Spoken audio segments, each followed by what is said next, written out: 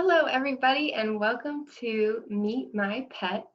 This is a program we're going to be doing for the whole Summer Discovery program. So it'll be the 7 weeks of our Summer Discovery program. If you guys haven't signed up for the summer program yet, just check the cover photo up above this video, and you can find the website where you can sign up for our program. So we're still doing a summer program, so you can read and you can attend these programs to earn badges, which will get you tickets for prizes for the summer. So thank you so much for coming. Today we are joined by the Research on the Road team, and they're going to tell us a little bit about their pets. So let's get started. And his name is Atticus, and every time I hold him, he kind of makes his way into my hat. That's his place. So I've actually gone to stores with him under my hat, and no one is the wiser. But he's an active fellow. He's a rosy boa, and I've had him for about a year, so he's probably about a year and a half. And he's still a young guy. But yeah, so they're actually native around here in Southern California. And there's a lot of different morphs, different variants.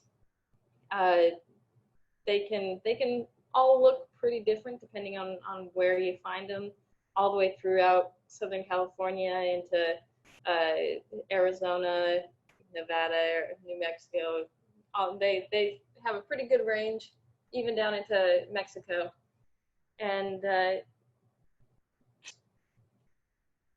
but you can see them, sometimes they get really orange. There's like albino types. They can have different striping patterns. They can be much darker, much lighter. But yeah, he's one of our typical Southern California fellows. And yeah, he's my buddy. This is what he does. I can't really hold him without him being on my glasses or in my hat. And soon he's going to outgrow that, and he's going to be devastated.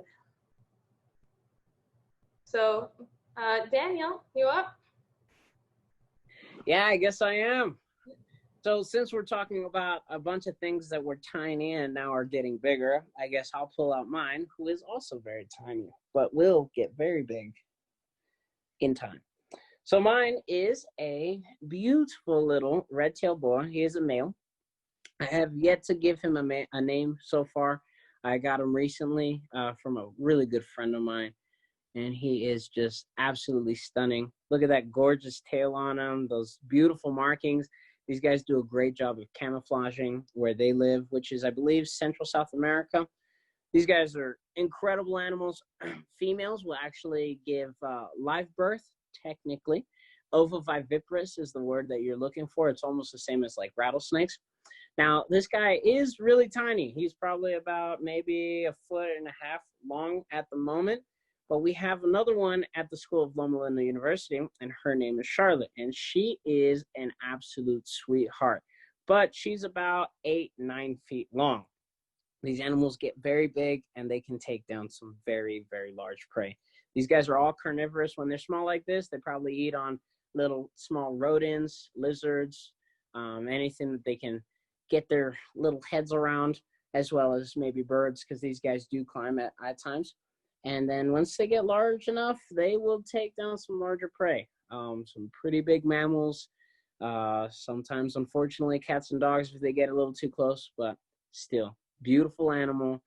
I absolutely love them, and they're just gorgeous. They have some of the coolest patterns and colorations ever. Not to mention how big it's going to get. That's going to be the fun part. Here is a red-tailed boa, a Colombian red-tailed boa specifically. Get a name eventually. And how about you, Emily?